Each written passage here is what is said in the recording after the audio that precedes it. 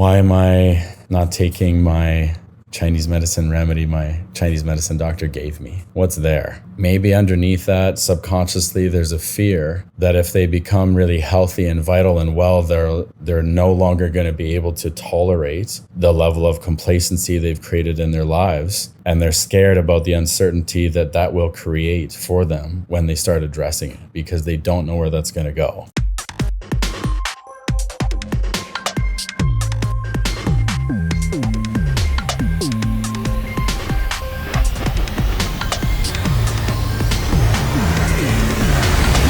This is a topic that I've been having with a lot of people in my life lately.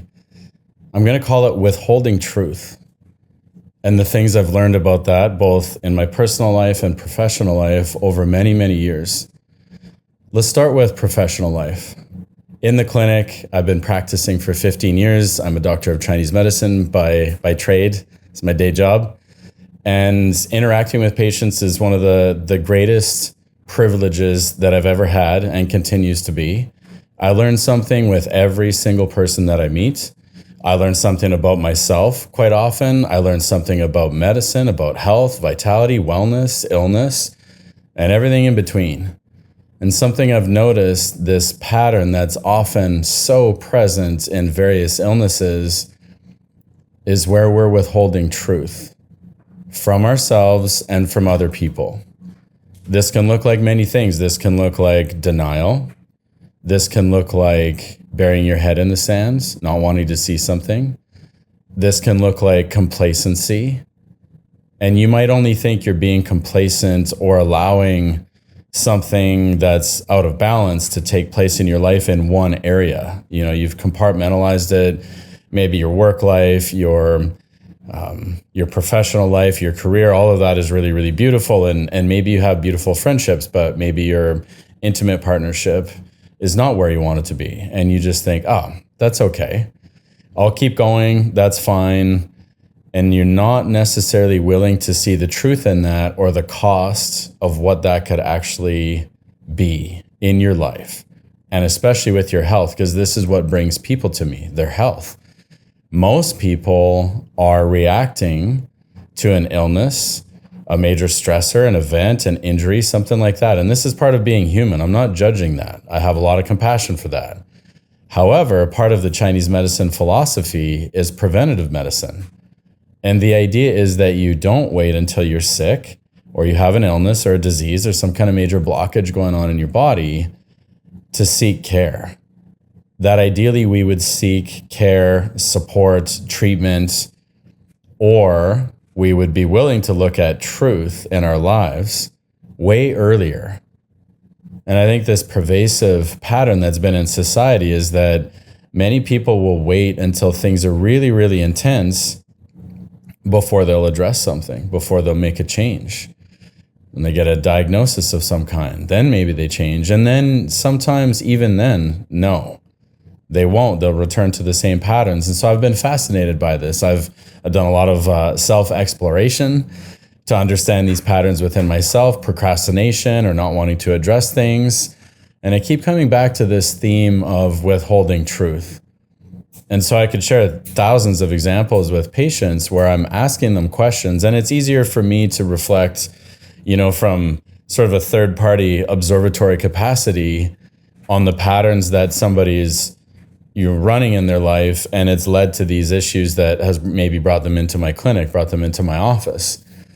And so when I ask good questions, then we start to really get some traction in a patient visit or, online group settings and coaching and things like that, that I'm slowing down, I'm listening, I'm hearing what they're saying, I'm feeling the energy of what they're saying.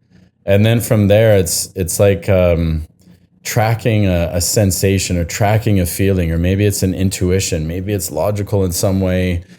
And then I'll start reflecting or I'll ask for clarification.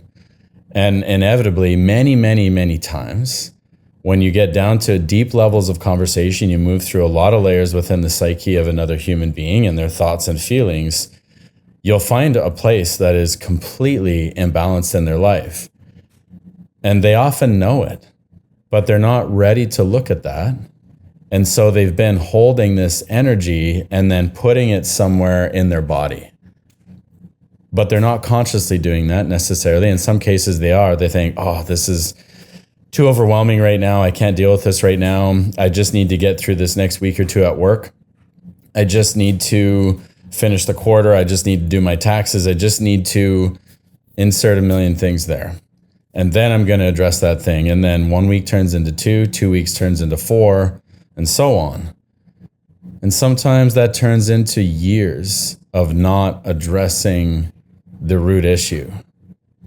And so part of my request, and I think the inspiration in sharing all of this, is to you, the listener, and I'll ask this to myself: where am I, or where are you, withholding truth from yourself? Because it starts here.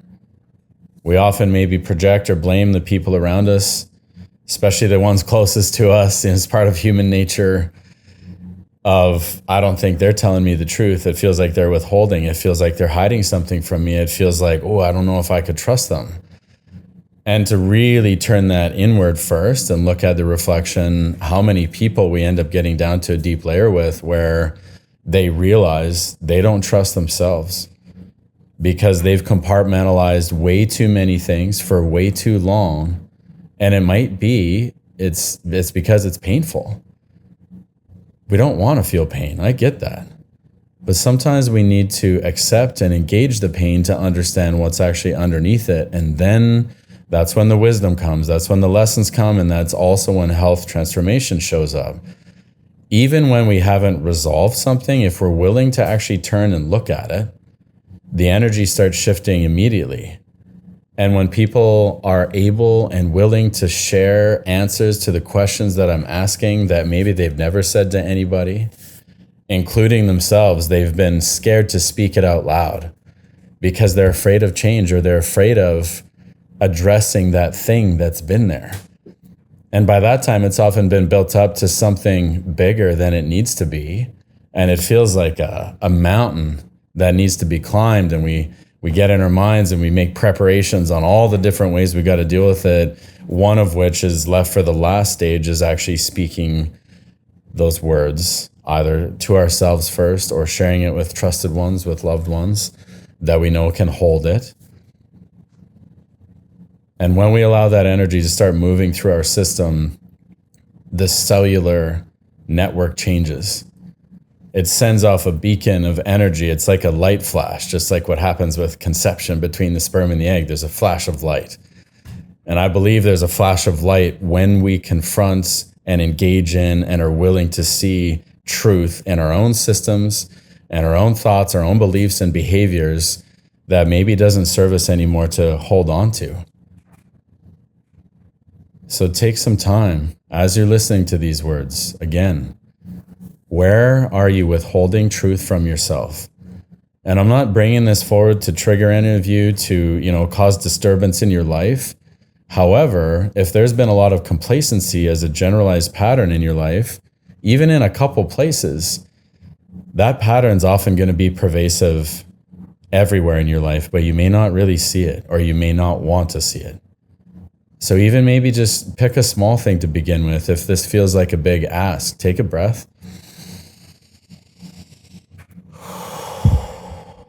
And know that you are capable of looking at truth. You are. We are built to see that.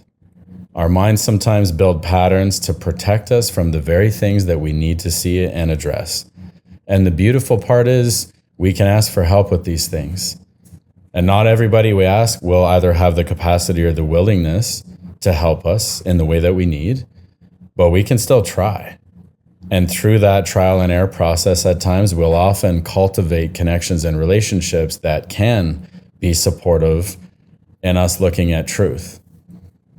And speaking in my own life, cultivating really, really healthy masculine relationships, deep friendships with the masculine is something that I hadn't always done in the past because I was withholding truth from myself. That I was afraid to do that because I felt insecure, or I felt intimidated, or I looked up to other people, or I looked around at other people and thought they were better, faster, stronger, more handsome, whatever it is, wealthier, more successful, more intelligent, better communicators, all those different things. So I would withhold so much of what I actually wanted to share and say for fear of judgment, fear of ridicule, for fear of being met with disapproval or disappointment, that it felt safer to just cover all that stuff up within my body, within my psyche, within my heart, and bury it inside. The only thing that's going to lead to is stuck energy. And from a Chinese medicine point of view, that's what leads to illness, and that is what leads to disease. Or it just leads to low energy, chronic fatigue, inflammatory markers in the body going up, and nobody seems to know why. Lethargy, not sleeping well, short-tempered aspects of communication where you're just not able to hold a steady back and forth flow with another human being, or maybe your internal dialogue has gone completely to shit, and that is the narrative that you're running every day, and it's because you're holding way too much inside.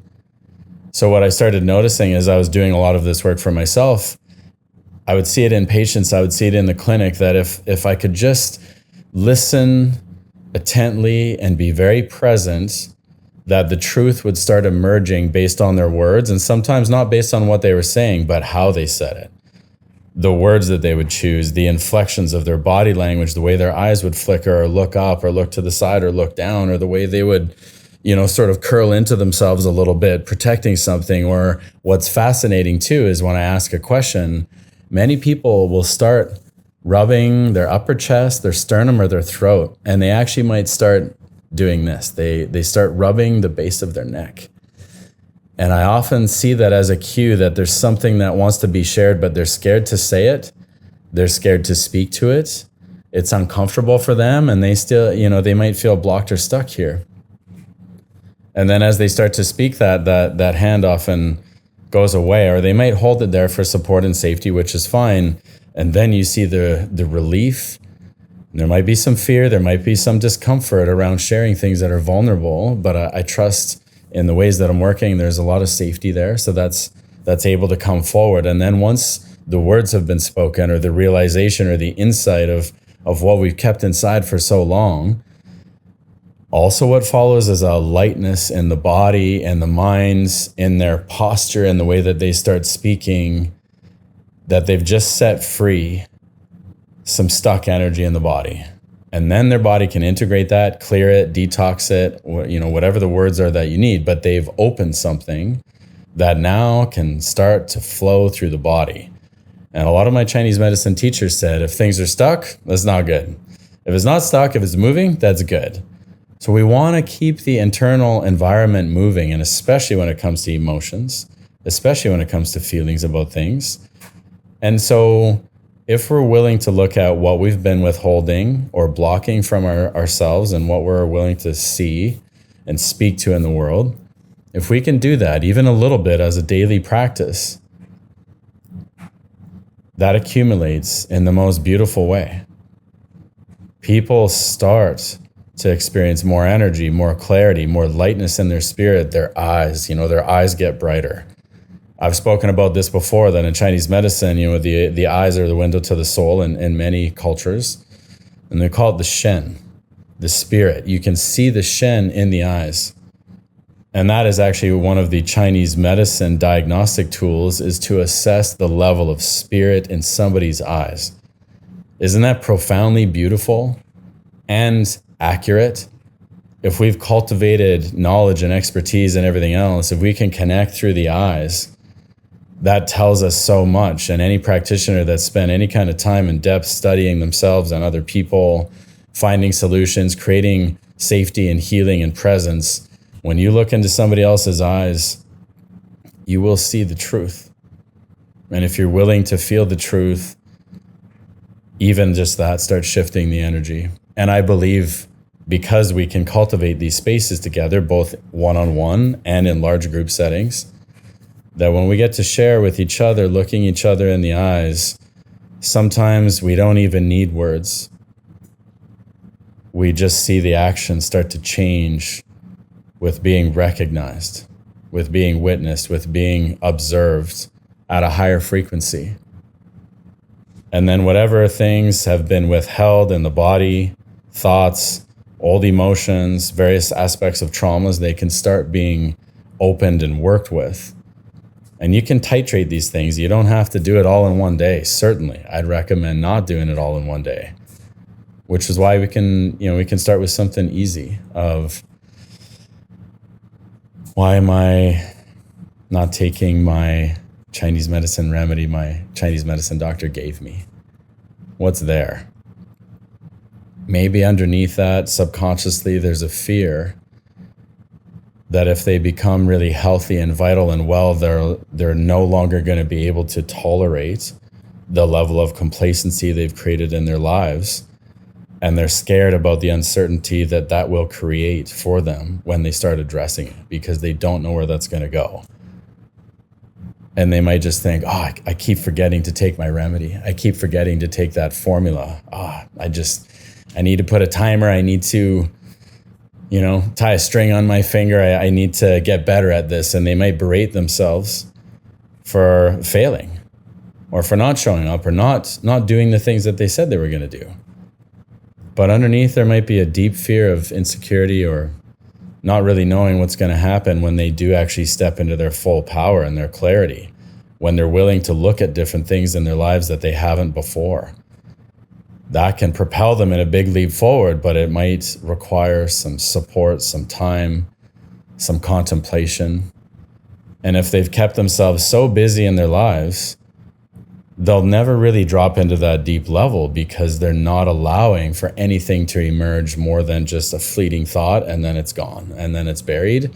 And they'll wake up the next day and say, I'll do better today, but then they'll forget again and again. And maybe they come back to see me and they'll say, I didn't really take the remedies very consistently. And I might ask some questions around that, of trying to discern why. And usually there's something deeper that emerges. We don't do things just randomly in the way that we think we do. And yes, we have a day here and there where we get distracted, we get lost in our focus, and then we come back around to it and we keep on going. But there's often more meaning underneath, and it's often what's being withheld from within. And I've certainly seen that create massive openings for a lot of the patients that are willing to have those conversations.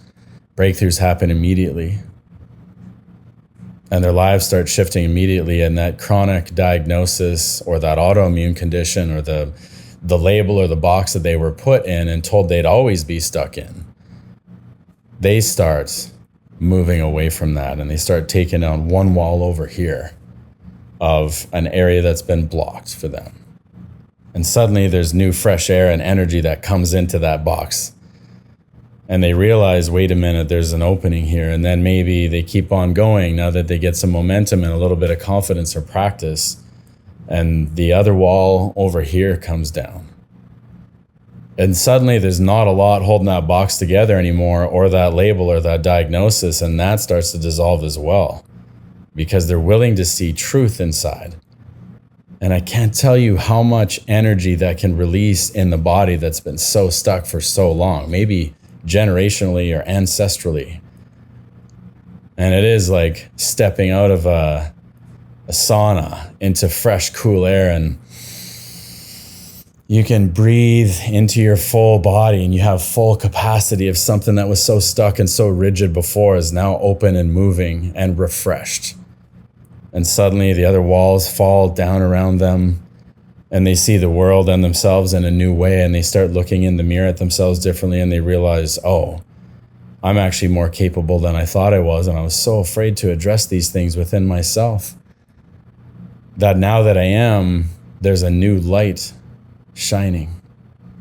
And that starts attracting different experiences from others, and it starts showing the universe, source, that you're willing to look at things that you weren't before, and it'll start bringing you new experiences that you do want to see and that you do want to experience. And I can attest to that firsthand. But I did have to overcome the fear and learn to dance with the fear, that I could invite fear to join me even while I was looking into challenging places within myself. And what I thought was happening in the past, being a former people pleaser, a fixer, somebody that needed to carry everything for everybody all the time, and I still have some of those patterns running. I'm working on them continuously. That I thought if I didn't share, that I was protecting the other people and I was being nice, and that I was doing a service to the group or a service to the people I was in relationship with by not causing hurt or discomfort or upset. And I would just hold this. And maybe there was even moments I thought I was taking the high road, that I was better than them in some way because I could hold this. But all I was doing was creating stuck energy in my body and in my psyche and in my own life. And I was doing the other people in my life a disservice by not sharing and not being honest with them, because then they make meaning and make assumptions about what's happening for me. And then I would be doing the same. And suddenly you find you're so far apart that it can be challenging to bring that back around and create any kind of connection or repair. All because I did honestly believe this. It's like, no, I am doing a service here. I'm taking the high road. I'm ultra spiritual. I'm so heart-centered that I can hold all of these things, and I don't need to share this with them because it'll just cause discomfort. They might be upset, but really I was hiding from myself. I was hiding from my own fears, my own insecurities, my own feelings or beliefs of inadequacy, or that I wasn't good enough or strong enough or smart enough or the enoughness. It wasn't there. So really what I was hiding from was any sort of discomfort, because I was worried about how I would hold that truly. And it's only over the years as I've learned to sit in discomfort and look at hard truths and be delivered truth that I didn't want to see about myself, that I realized I couldn't skirt around that anymore. I couldn't keep walking beside things and pretending it didn't exist, or walking away from something that I knew was actually the very place I needed to move into and lean into more to uncover that which was waiting inside of me, which was more energy, more truth. And so the layers upon layers of the stories and the withholding of truth that we cultivate inside, because often society has taught us to do that. Once you start on that journey, I find you can't stop. And you wouldn't want to, even if you could, because you start to actually feel free inside, at least a little bit in the beginning, even if it's scary. And once you get a taste of that feeling of offloading the weight and the burden of your own distrust of self, and you start coming back into trust of self, trusting your intuition more, trusting your thoughts and ideas more, energy starts moving through you in a completely different way. And if you've had any illness or disease or blockages, conditions, they start to move in a different way too, because you've changed the underlying ground structure that built that pattern in the first place. And it starts to crumble. Anything that's built off fear, this is in the gene keys, by its very nature will crumble. It cannot sustain itself if it's built in fear. And I would argue right now that every illness, every disease, every kind of diagnosis at its fundamental root is built in fear. Because if it's built in love, that's open flowing energy. It's not constrictive. Fear is constrictive. And the level and the intensity of the fear is equal to the level and the intensity of the constriction or blockages in the body. So when you start to liberate yourself in all of these different ways, you change the very nature of the disease building process, and you start deconstructing that process. You take it down. You start pulling it apart and clearing it, and all those pieces start getting digested in your system, in your cells, in your nervous systems, in your immune systems. And then suddenly what once was a poor prognosis or a poor direction that was going to lead to more and more disturbances, it starts shifting and it starts turning a different direction. You start shifting that compass around to start going in a new direction. And that new direction may contain possibility, abundance, health, vitality, heart-centered, authentic connection, not the fake one. And I'm not trying to be judgmental, because I have been the most harsh and judgmental on myself for many years, and I'm being much kinder to myself now. Doesn't mean I'm not taking the lessons or learning when I feel like I've messed up or I got out of alignment or integrity or something like that. And I sometimes refrain from using the modern spiritual lingo because it's almost like it's lost some of its potency and power because it's been overused without actually being authentic. And I've participated in that, where I learned the languaging and I could share the things and I could speak the language, but it didn't mean my actions were actually fully embodied in my life, at least not in the past. And I still have moments where that's not the case, but I see it more readily now. And I've cultivated such a beautiful friendship with many people, masculine and feminine, that I trust that they can reflect accurately to me the places where that might be happening for me. And they can reflect the places accurately where I'm in full alignment and in my dharma and in my path and my direction and I'm in my heart. And I can do that for them as well. Coming from love, not coming from fear. And when you come from a place of love, it starts to feel free inside and then you start to feel free outside. But that's where it begins. So I'll leave you with the question once again for contemplation. Where are you withholding truth from yourself? And maybe I'll do a part 2 on withholding truth from others. Thank you.